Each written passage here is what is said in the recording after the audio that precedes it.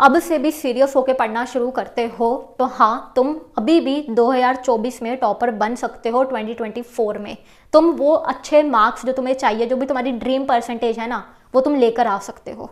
लेकिन मेरा सवाल तुमसे ये है, क्या तुम रेडी हो वो सीरियसनेस डालने के लिए जो चाहिए रहेगी?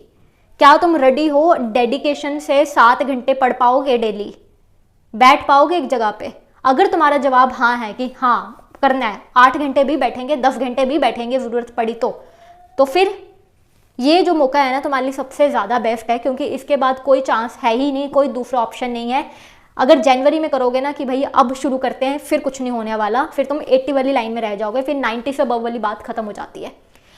कुछ मेन प्रॉब्लम्स जो तुम अब लोग फेस कर रहे होगे, क्योंकि बोर्ड की जो डेट शीट आ चुकी है, अब हमें डेट्स पता लग चुकी हैं, तो ये जो तुम्हारी दिक्कत आ रही है, किसी बच्चे को टाइम मैनेजमेंट में प्रॉब्लम हो रही है, किसी बच्चे को दिक्कत हो रही है कि भाई सोशल मीडिया पे बहुत ज़्यादा टाइम जा रहा है, जिसकी वजह से मैं डिसाइड तो करता हूँ कितना हो जाना चाहिए, लेकिन वो नहीं हो रहा। किसी का अभी भी सिलेबस पेंडिंग होगा और कोई बच्चा अभी भी प्री बोर्ड और रिवीजन में कंफ्यूज है कि भाई कैसे करना है।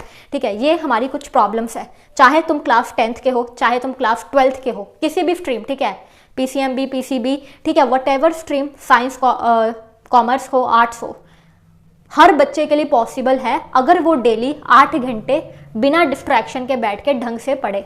तो वो चीज़ अपने दिमाग से कमेंट्स में मत पूछना बार बार कि दी क्या अभी से पढ़ के कर सकते हैं, एक बार बता दो क्या अभी से हाँ कर सकते हो। बट दूसरा सवाल तुम्हें अपने आप से पूछना है, क्या मैं रेडी हूँ उस चीज़ के लिए। अब बात करते हैं हमें करना क्या है। तो सब 3 चीज़ों पे हमें ध्यान देना जो हमारा सारा जितना भी प्रॉब्लम्स है ना उन सबका सोल्यूशन दे रही है। सबसे पहली चीज़ तो डोमिनो इफेक्ट। ये चीज़ क्या है, हमारे आसपास में इतनी सारी चीज़ें चल रही हैं कि हम उठते हैं और हमारा डेली एक लूप बन गया हुआ है कि हम कोशिश करते हैं लेकिन चीज़ें नहीं हो पा रही, इसलिए हम डेली एक नेगेटिव इंप्रेशन के साथ उठते हैं, एक नेगेटिव थॉट प्रोसेस के साथ कि ये भी पढ़ा है, ये भी करना है, ये भी नहीं हो रहा, कितनी सारी चीज़ें पढ़ी हैं, फिर स्कूल जाना पड़ेगा, कुछ भी नहीं हो रहा, कहीं भी काम नहीं बन रहा। ठीक है, जब हम एक नेगेटिविटी के साथ दिन शुरू करते हैं ना, चाहे तुम मानो चाहे ना मानो, लेकिन ये चीज़ होती है, तुम्हारा पूरा का पूरा दिन जो है ना ऐसे होपलेस में जाएगा। तुम कभी इधर बैठोगे उधर बैठोगे, ये करने की कोशिश करोगे, ये भी नहीं होगा, वो भी नहीं होगा, टाइम सारा वेस्ट हो जाएगा। सिमिलरली अगर तुमने सुबह उठ के एक पॉजिटिविटी के साथ दिन शुरू करा, कोई बात नहीं यार, कल का दिन अच्छा नहीं गया था, आज फिर से नया दिन मिला है, आज करते हैं, आज अच्छी तरह से पढ़ेंगे, है ना। और अगर तुमने एक पॉजिटिव अफर्मेशन के साथ करा कि नहीं अब मुझे करना है, तो वो जो तुम्हारा पहला थॉट होगा ना वो दूसरे थॉट को करेगा कि भाई पॉजिटिव, और तुम्हारा पूरा दिन अच्छा जाएगा। और यही सेम चीज़ तुम्हारे हर घंटे होती है। अगर तुमने पहले घंटे उठ के फ़ोन चला लिया, ठीक है, अच्छी तरह से तुमने रील्स देख ली, यूट्यूब पे देख लिया, नोटिफिकेशन चेक कर ली, अगर तुमने उठते आधा घंटा 1 घंटा ये काम कर लिया, तो तुम्हारा अगला घंटा भी उस पिछले वाले घंटे से इन्फ्लुएंस्ड होगा और तुम्हारा अगला घंटा भी वेस्ट होगा और उससे अगला भी वेस्ट होगा। तो इसको कहते हैं डोमिनो इफेक्ट, कि तुम्हारा हर एक घंटा एक दूसरे से कनेक्टेड है। अगर तुमने पिछले आर टाइम वेस्ट करा है या कुछ ऐसा काम करा है, ऐसी एक्टिविटी करी जिसका कोई रिजल्ट नहीं, कोई पॉजिटिव इम्पैक्ट नहीं है तुम पे, तो वो तुम्हारे अगले आवर को भी डिस्टर्ब करेगा और वो तुम्हारे अगले आवर को डिस्टर्ब करेगा, जिसकी वजह से पूरा दिन बर्बाद होता है। तो ये चीज़ हर चीज़ में है, ठीक है। चाहे तुम्हारा पॉजिटिव थॉट है, तुम नेगेटिविटी के साथ शुरू होगे तब ये दिक्कत होगी, ठीक है। अगर उठते फ़ोन पकड़ लोगे तब ये दिक्कत होगी। करना क्या है, अपना दिन पॉजिटिव नोट पे शुरू करो, ठीक है, नेगेटिविटी के साथ नहीं शुरू करना। और अपने आप से प्रॉमिस करो इट्स ओके, अगर कल का दिन अच्छा नहीं था तो ज़रूरी नहीं कि आज का दिन भी अच्छा नहीं होगा। ये चीज़ ध्यान रखनी है, ये तुम्हें अंदर से बहुत इम्पैक्ट करता है। दूसरा, हम चेकलिस्ट जो तुम्हारी स्टेप बाय स्टेप गाइड है उस पर अभी हम आते हैं, लेकिन उससे पहले इंपॉर्टेंट चीज़, जिनका सिलेबस पेंडिंग है उनको क्या करना है, जो चैप्टर्स हमारे रहते हैं, या जिसको अभी टेक्निक नहीं समझ आ रही कि अच्छे नंबर लाए कैसे जाते हैं, पढ़ा कैसे जाता है, उसके लिए क्या करना है। देखो, आपको ना इस चार्ट को समझ लो बहुत अच्छी तरह से। अपने जो भी तुम्हारा सब्जेक्ट है उसमें चैप्टर्स को ना 4 पार्ट्स में तुम्हारे चैप्टर्स एक तरह से डिवाइड होते हैं 4 कैटेगरी में। एक वो चैप्टर होते हैं जो ईजी भी होते हैं और उनमें स्कोर भी ईजी करा जा सकता है। अगर मैं क्लास 10th की बात करूं तो प्रोबेबिलिटी है, स्टैटिक्स है, काफ़ी ईजी चैप्टर है और स्कोरिंग भी ईजी हो जाती है। क्लास 12th में अगर हम फिजिक्स में देखें, एटम्स है, न्यूक्लियाई है, ईजी चैप्टर है, स्कोर भी ईजी हो जाता है, नंबर भी इसमें तुम्हें सीधा 3 नंबर आ जाएंगे अंदर। तो सबसे पहले ये वाले चैप्टर करो, फिर आते हैं हमारे मीडियम वाले। अब मीडियम वाले कौन से होते हैं भाई, जिसमें टफ टॉपिक्स भी होते हैं और जिसमें इजी भी होते हैं, दोनों का मिश्रण होता है, ठीक है। अब ये वाले वो चैप्टर हैं जिसको हम कर लेंगे और उसमें भी हमें नंबर तो मिल ही जाते हैं। तीसरा है जो सबसे ज़्यादा मेन, वो है हमारे टफ चैप्टर्स जिसका कॉन्सेप्ट को समझने में टाइम लगता है बट उनके नंबर भी ज़्यादा होते हैं। ये कौन से हो गए, जैसे लाइट है, इलेक्ट्रिसिटी है, क्लास 10th के, 12th वालों के चैप्टर नंबर 1, 2, ठीक है, जो हमने आ रहे फिजिक्स के हैं। अब ये वो चैप्टर है जो तुम्हें बहुत अच्छी तरह से करने हैं, क्योंकि यहाँ पे तो नंबर भी है और टफ भी है। तो पहली वाली जो रो है ना, इसको सबसे अच्छी तरह से करना है। अब ये है, ये सबसे मेरे को सबसे बेकार चैप्टर लगते हैं, इसको सबसे एंड वाली कैटेगरी में ध्यान देना है। यहाँ पे ये वो चैप्टर है जो टफ भी है, लेंथी भी है, इनका कॉन्सेप्ट भी टफ है, और ओवरऑल अगर तुम इनके नंबर देखोगे, वेटेज देखोगे, वो भी इनकी कम होती है। जैसे कि क्लास 10th में सर्कल है ना, टफ भी लगते हैं, और अगर ओवरऑल इसकी देखोगे तो कम ही होते हैं। तो ये चीज़ तुम्हें समझ लेनी है। अब तुमने ये चीज़ समझ ली, अब जाके ये नहीं करना कि तुम सीधा अपनी प्लानिंग करने बैठ गए कि हाँ यार हर सब्जेक्ट के चैप्टर्स की प्लानिंग करनी है। नहीं, प्लानिंग नहीं करनी अभी जाके तुम्हें। जस्ट इस चार्ट को बना लो, जब भी तुम उस सब्जेक्ट को खोलोगे, जब भी तुम चैप्टर कोई करने बैठोगे, उस समय एनालाइज कर लेना कि ये चैप्टर कौन सी कैटेगरी में फॉल करता है। अगर इस कैटेगरी में फॉल करता है तो बिल्कुल भी मत करना अभी, ठीक है। सबसे पहले हमें अपना कॉन्फिडेंस बिल्ड करना है, और वो बिल्ड होगा तुम्हारा फर्स्ट वाली कैटेगरी से, ठीक है। फिर हम चूज करेंगे सेकंड या थर्ड कैटेगरी, दोनों साइमल्टेनियसली साथ साथ चलाते रहेंगे, क्योंकि इंपॉर्टेंट ये भी है वो भी है। ओके, अब ये चीज़ तुम्हें समझ आ गई। अब ये थर्ड पार्ट है हमारा चेकलिस्ट का, ये बहुत इंपॉर्टेंट है। अब ये है कि भाई साहब हमें स्टेप बाय स्टेप अब हमें पढ़ना कैसे है, टाइम मैनेजमेंट वाली जो दिक्कत आ रही है उसको देख लेते हैं। ओके चलो, ये देखो यहाँ पे क्या आपको करना है। दिन को मैंने जो पिछली वीडियो जो सिर्फ क्लास 12th की बनाई थी उनको ये बताया था पूरा फंडा, ठीक है। आज फिर से रिपीट कर रही हूँ ताकि क्लास 10th वाले भी सुन ले, और जो बच्चे अभी स्कूल जा रहे हैं, जो अभी भी एक्स्ट्रा क्लासेस लगा रहे हैं, अगर तुमने नहीं ली हॉलीडेज, वैसे बेटर ऑप्शन तो यही है कि स्कूल में एप्लीकेशन दे दो, लीव दे दो अगर तुमने पहले छुट्टियाँ नहीं करी हैं, और हॉलीडेज ले लो ताकि तुम्हारे लिए ईजी हो जाए प्रेपरेशन करना। तो देखो क्लास 12th वाले तो 12 घंटे पढ़ने की कोशिश करेंगे, 5 घंटे 5 घंटे और 2 घंटे, ठीक है। ये हमारा एक स्लॉट बनेंगे। पहले 5 घंटे में क्या करने वाले हैं हम लोग, अपना 2 घंटे हैं उसमें से नोट्स और लेक्चर, अगर तुमने कुछ नहीं पढ़ा वो वाला चैप्टर उठा लेना।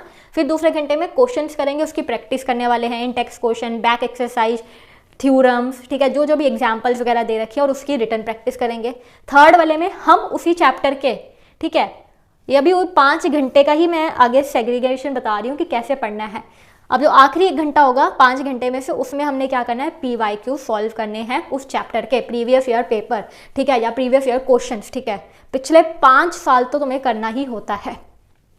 अब यही तुम्हें अगले 5 घंटे करना है, और फिर ये जो 2 घंटे था ये लैंग्वेज के लिए अगर आप यूज़ करना चाहो तो कर सकते हो, अदरवाइज आप सिर्फ 10 घंटे का अपना टाइम बनाओ और इसको पढ़ना शुरू कर दो। सिमिलरली अब ये चीज़ मैंने यहाँ पे क्लास 10th के लिए भी एक्सप्लेन करी है। क्लास 10th वाले स्टूडेंट्स थोड़े छोटे होते हैं ना, इतना प्रेशर नहीं होता, या फिर अगर तुम स्कूल जा रहे हो ज़्यादा टाइम नहीं है तो तुम ये वाला टाइम फॉलो करो कि 4 घंटे 4 घंटे 2 स्लॉट्स बना लो, ठीक है। इनके बीच में तुम ब्रेक लेते रहना, ठीक है। अब जो ये फिर लिखा हुआ है 10 मिनट 15 मिनट इतना ही ब्रेक लेना, ठीक है। ये नहीं 2 घंटे पढ़ा और 1 घंटे का लंबा सा ब्रेक ले रहे हो, फिर टारगेट टूट जाएगा जो हमें अच्छे नंबर लेकर आने हैं। तो यहाँ पे आपको 1 घंटा पढ़ना है, सेम वही रूटीन है भाई। पहले घंटे में तुम्हें लेक्चर कंप्लीट करना है, अगर तुम कोई ऐसा पढ़ रहे हो पेंडिंग टॉपिक्स चैप्टर्स जो तुम्हारा नहीं हो रखे। फिर दूसरे वाले में क्वेश्चंस करेंगे, प्रैक्टिस करेंगे, वही सब चीज़ें, और तीसरे वाले में है PYQ। ओके, अब करना कैसे ये तो मैं तुम्हें बता चुकी हूँ कि क्या सीक्वेंस फॉलो करना है। सबसे पहले ईजी वाले को खरीदेना है, फिर उसके बाद हमने मीडियम वाला, और तीसरे नंबर में तो मैंने तुम्हें बताया कि टफ और मीडियम तो साथ में चलेंगे। जो चौथी कैटेगरी है जो बहुत ही ज़्यादा अलग ही लेवल के, उसको तो हम बाद में देखेंगे। पहले एक बार सारा कंप्लीट कर ले, इन चीज़ों को पक्का कर ले, इतने नंबर। फिर वो जो 1/4 पार्ट होगा ना, जो बहुत ही कम नंबर करता है, ठीक है, कंटेन, उसको बाद में देख लेते हैं। ओके, यहाँ पे बात कर लेते हैं कि PYQs कहाँ से करें ना। एक बहुत क्वेश्चन आता है कि करने किधर से। इसके लिए आप रेफर कर सकते हो शिवदास की बुक्स को। यहाँ पर आपको क्लास 12th की भी मिल जाएगी और क्लास 10th की भी मिल जाएगी, सभी सब्जेक्ट्स में अवेलेबल है। यहाँ पे सबसे बड़ा बेनिफिट क्या है कि आपको इसमें पिछले 7 साल के प्रीवियस ईयर पेपर मिल जाएंगे, और उसमें जो है इन टोटल आपको 14 बोर्ड पेपर मिलेंगे जो इनसाइड और आउटसाइड डेली दोनों रहेंगे, और सभी सेट्स कवर होंगे। और साथ ही में आपको इसी बुक के अंदर सैम्पल पेपर भी मिल जाएंगे।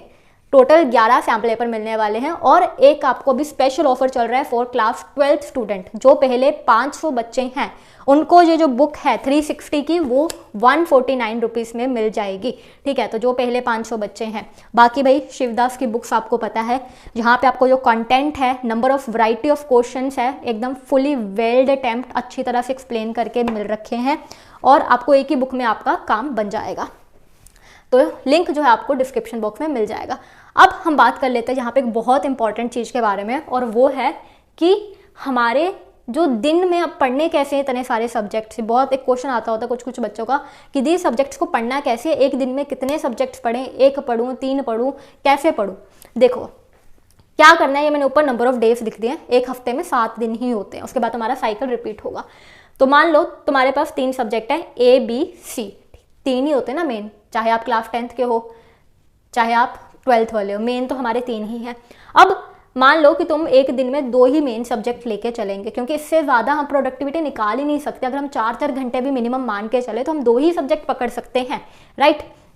अब पहले दिन मैंने A और B उठाया, दूसरे दिन मैंने A और C उठा लिया, तीसरे दिन ये तुम कॉम्बिनेशन देख लेना, मैं तुम्हें सिंपल सा समझा देती हूँ। ये मैंने कॉम्बिनेशन इस बेसिस पे बनाया है कि तुम्हारा जो एक सब्जेक्ट है ना सिर्फ एक ही दिन मिस होगा, उससे ज़्यादा गैप नहीं पड़ेगा, तो तुम्हारी जो रेगुलरिटी है काफ़ी अच्छी तरह से बनी रहेगी। ऐसा नहीं कि एक सब्जेक्ट के बाद तुम्हारे 3 दिनों का गैप पड़ गया, नहीं, एक ही दिन का मिनिमम गैप आ रहा है, बाकी तुम्हारा बढ़िया है। बाकी तुम्हें खुद का कोई सीक्वेंस बनाना है तो तुम बना सकते हो, ओके। ये मान लो कि तुम्हारा ये मैथ्स है, ये फिजिक्स है, ये केमिस्ट्री है, मतलब कुछ भी तुम ऐसे ABC कंसिडर कर लेना। और तीसरा, अगर तुम इसमें लैंग्वेज ऐड करना चाहो, ठीक है, कि भाई चलो आज थोड़ा सा टाइम है मेरे पास तो आज मैं इसका समरी नोट्स पढ़ लेते हैं लैंग्वेज के, तो वो चीज़ आप कर सकते हो। आज मैं इसका नोटिस देख लेते हैं कैसे लिखते हैं, इसका फॉर्मेट कैसा है। तो ये सब चीज़ें तुम्हारी चलती रहनी चाहिए। बेसिकली अगर अब तुम्हारा टारगेट है कि मुझे अच्छे नंबर लेकर आने चाहिए, तो मेरे को हर समय ऑक्यूपाइड रहना चाहिए सही चीज़ों के साथ। ऐसा नहीं होना चाहिए कि मेरा जो टाइम है ना वो इधर उधर फालतू की चीज़ों में बिल्कुल नहीं वेस्ट होना चाहिए। तो ये चीज़ आई होप तुम्हें समझ आ गई हो। अब हम लास्ट चीज़ के बारे में बात करने वाले हैं कि भाई अब हमने नॉलेज तो ले लिया, अब इसको इम्प्लीमेंट कैसे करना है इस नॉलेज को। तो इसको हम इम्प्लीमेंट करने वाले हैं इस चेकलिस्ट के थ्रू। ये चेकलिस्ट बना लो, ठीक है। क्लास 12th वालों ने तो बना रही होगी, मैंने उनको पिछली वीडियो में बनवाई थी। ये सिंपल सी बात है कि भाई ये हमारा चैप्टर है, ये हमारी थ्योरी है, ये हर सब्जेक्ट के लिए तुम्हें बनानी है, ठीक है। और उसमें सभी चैप्टर्स होने चाहिए ताकि मुझे पता तो लगे भाई मेरा कितना सिलेबस हो गया और कितना पढ़ा है।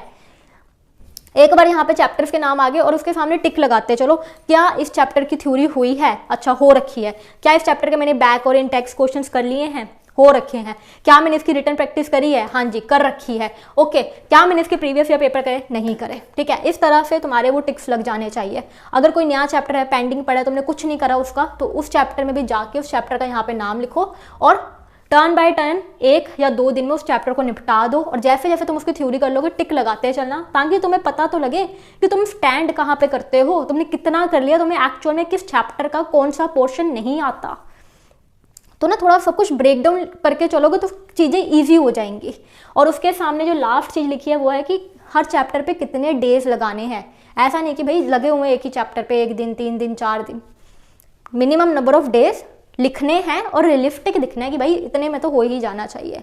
और मान लो अगर तुम कुछ नया पढ़ रहे हो, है ना, कोई नया चैप्टर कर रहा है तुमने, जिसके अभी पहली बार ही कर रहे हो, कोई टफ चैप्टर है, तो उसको रिवीजन कैसे करनी है। तो देखो यार, पहले दिन तो तुम करोगे उस चैप्टर को, दूसरे दिन तो तुम्हें उसको रिवाइज करना ही पड़ेगा, तीसरे दिन भी करना पड़ेगा, तब तुम्हें जाके थोड़ा थोड़ा चैप्टर पक्का होगा। एक बार पक्का हो गया फिर हम गैप डाल देंगे 3 दिनों का, और फिर छठे दिन जाके उसकी रिवीजन करेंगे, फिर गैप डाल देंगे और फिर 15वें दिन जाके रिवीजन करेंगे अगर मुझे चीज़ें याद होगी हैं। और अगर कोई ऐसा चैप्टर है जो मुझे अच्छी तरह से आता है, मैं ऑलरेडी इसको 3-4 बार कर चुकी हूँ, यूनिट टेस्ट में भी मैंने दे दिया है, तो उस चैप्टर की रिवीजन मैं 10-10 दिन बाद कर लूँगी या 15 दिन के बाद कर लूँगी, मुझे अच्छी तरह से आता है। अब रिवीजन कैसे करनी है, टेस्ट देना है ना, ऊपर ऊपर से नहीं कर लेनी, टेस्ट दे के ही रिवीजन तुम्हारी होगी। अब हम बात करते हैं अपने लास्ट की। पूरे हमने सुन लिया कि भाई हमने करना कैसे है, हमारा मिशन क्या है। कुछ चीज़ें अब जो हमारा मिशन तोड़ सकती हैं, जिसकी वजह से हमारा मिशन जो है फेल हो सकता है, वो चीज़ क्या है। सबसे पहली चीज़ तो अगर तुम अनरियलिस्टिक प्लानिंग करोगे, अगर तुमने लिख लिया कि भाई ये चैप्टर तो 2 दिन में हो जाएगा और तुम्हें पता है चैप्टर तो भाई बहुत बड़ा है, इसमें तो मुझे लगेंगे मैक्सिमम 3 या 4 दिन, तो फिर वहाँ पे गड़बड़ होगी। जब हम अनरियलिस्टिक प्लानिंग करते हैं, हमारा प्लान पूरा ऊपर नीचे हो जाता है। मैंने एक्सपेक्टेशन कुछ और रखी होती है और रियलिटी में वो मैच नहीं कर रहा होता, जिसकी वजह से स्ट्रेस्ड आउट होते हैं और फिर हम एंड में यही कहते हैं कि मेरा कुछ नहीं हो सकता, मेरे लिए कोई टाइम टेबल काम नहीं करता, कोई चीज़ मेरे लिए काम नहीं करती। तो एक इस गलती को ख्याल रखना है। और दूसरी गलती शायद आपकी ये हो सकती है कि जब हम ज़्यादा पढ़ लेते हैं ना तो हम प्राउड फील करते हैं और फिर उसके बाद हम क्या करते हैं, फ़ोन चलाने चले जाते हैं, जिसकी वजह से पूरा सिस्टम क्रैश हो जाता है। यहाँ पे आपको क्या करना है, अपनी 3 कैटेगरी में डिवाइड कर लेना है अपने एंटरटेनमेंट वाले पार्ट को या फिर अपने स्टडी प्रोसेस को। बेसिकली पहली कैटेगरी तो वो वाले काम है जो मेरे लिए बहुत इंपॉर्टेंट है, जैसे पढ़ना इंपॉर्टेंट है, नोट्स बनाना, रिवीजन, टेस्ट, जिसको करके मुझे प्राउड फील होगा एक्चुअल में, क्योंकि वो मेरे लिए सही है।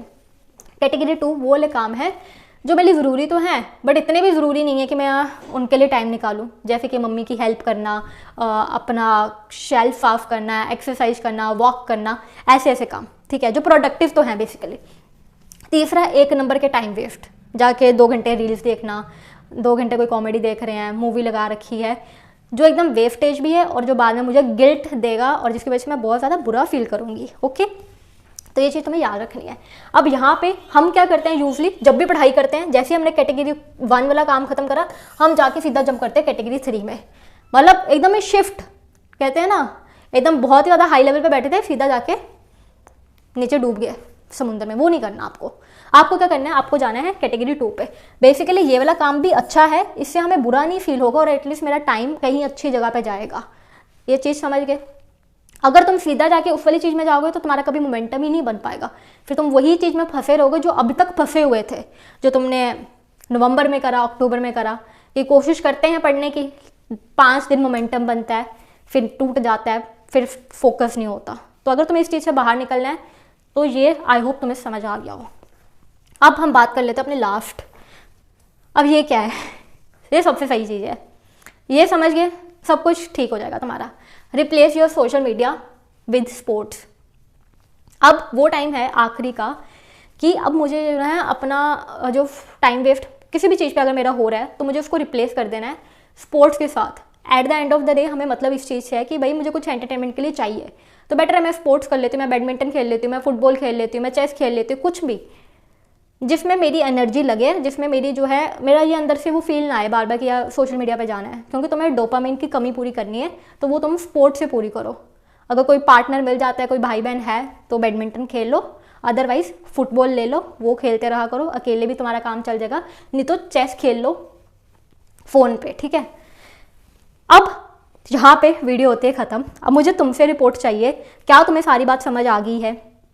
अगर समझ आ गई है तो एक बार कमेंट में करके लिख दो कि येस दीदी I am dedicatedly ready for it, ठीक है। क्योंकि अब मजाक में नहीं चल रही बातें, अब आखिरी मौका है और इसके बाद कोई चांस है ही नहीं, ठीक है। अगर तुम्हें वो बच्चे हो जिसकी गोल ऊंचे हैं और जिसको एक्चुअल में टॉपर बनना है, फिर से आखिरी बार बोल रही हूँ, हाँ तुम बन सकते हो टॉपर अगर तुम पढ़ोगे, otherwise not possible. So see you in the next video. अगर कोई और टॉपिक तुम्हें चाहिए तो कमेंट कर देना, we will make video about it.